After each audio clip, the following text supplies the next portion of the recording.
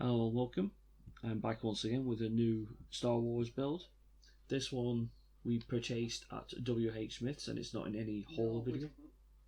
No, we didn't. I always go Smith's, WH Smith's. No, it's Smith's Toys. It's just Smith's Toys. I don't know why I keep doing that. I've done that since the dawn of time when we first started going. But at Smith's Toys we purchased the Armourer's Forge in the Mandalorian series. And in this we have our 3 minifigs of the Mandalorian himself, the Armourer, and a character within the series. This set cost £28. The normal retail set of Lego is £28. We're having some interesting backwards movement of trying to get, I'm assuming, a can out of the ice cooler. Spice up the video somewhat. This, along with another Star Wars build that I've done a review on, doesn't seem necessarily big, but I will give this one a bit further forward. I'll give this one about an hour or so to make, just to give myself a bit of an easier time with it.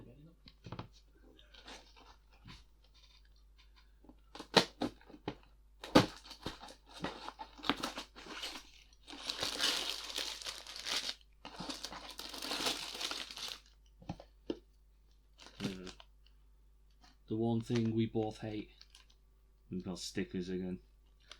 I'm going to assume that most of this will be to do with the control panel and the crane that is within the Mandalorian's Forge itself. And we have the book itself. You can see the book gives you a much clearer picture of what the forge looks like. You can see that it has its entirety of the forge here, along with the entranceway and what seems to be a kind of drilling area that they have.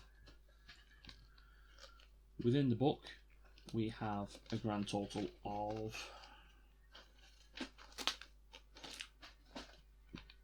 90 steps. Just make sure that is the last one. Yep. And on the 90th step it seems to be connecting both sides of the forge together. As done before, you can see all the different little steps in between. Putting a sticker on a flat piece just for the entranceway for the head. You can see that is perfectly fine.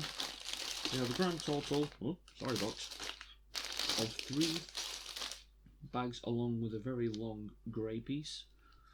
So yeah, we seem to have a bit of a bigger build than we do with the other Star Wars build that we'll be reporting on. Can't even think of words at the minute. I'll be back once I've built this. Like I say, it should take somewhere between, I'd say, 50 minutes and an hour and 10, just to give myself some easier time with it. I think it wouldn't be that much longer, but we'll see. This is the Mandalorian's Forge that has been complete and built. You can see all of the gubbins that have been built one by one. I will show you much more in detail shortly after one full rotation. You can see that there does seem to be quite a few different areas that have been built onto this. And in order for storage to make it a little bit easier, we have a couple of clips on this part. We'll take that away for now, take that out of shot. Let's focus on the one character that, I don't know who this actually is, I don't know his name, but he was quite an interesting build. He seems to have a rather thick arsenal of weaponry, as well as his jetpack to move around very quickly. He seems to be well geared out and ready to be a traditional soldier. Followed by the Mandalorian, kitted out with his extremely large compensated weapon, which you can see against my hand. His own little jetpack on his back. And his secondary weapon right there, you can't really see it against his skin, well, his brown armour, but he does have a secondary sidearm as well. Put these up. Inside the forge's main area, this is your entrance. On this part here, you can tell it has its own little insignia on the inside as well as on the outside. So this archway was quite well constructed. He has his broom to get away from any of the iron shavings he has, and a small workbench here to create his metallic work, such as this helmet that he has on display. Whereas I believe this part here is more of his drilling area, using this little lever here to lower his drill bit as needed onto his little ingots, as well as doing a little bit of workshop cleaning inside his own little cupboard here. So this can also detach as it's on a small little one-piece holder snub there. Got his own little keypad, presumably to keep it under lock and key, or using the hinges that are given, you can open up, you can see his actual workstation within there. So that must be where he keeps all his workshop tools. Put that back, move that to the side.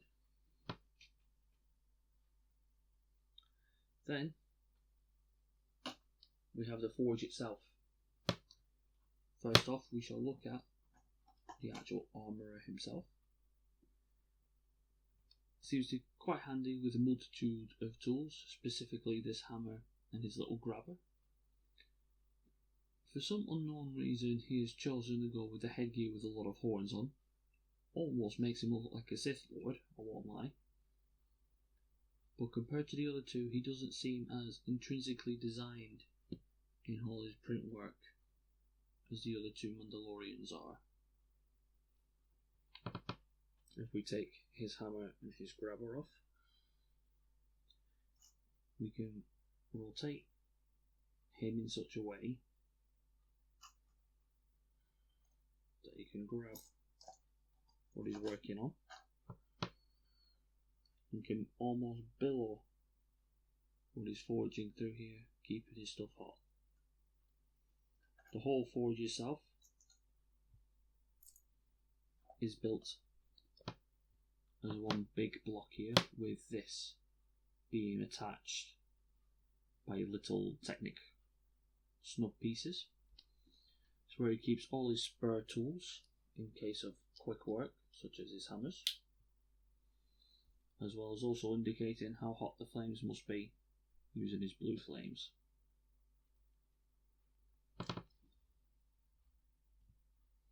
Of course, to fit the whole piece together, just an easy clip on. For a set that's worth £28, this is very detailed, an incredibly strangely quick build, even though there's a lot of small pieces on it. It is interesting, and I'm sure fans of the actual Mandalorian series themselves will love this.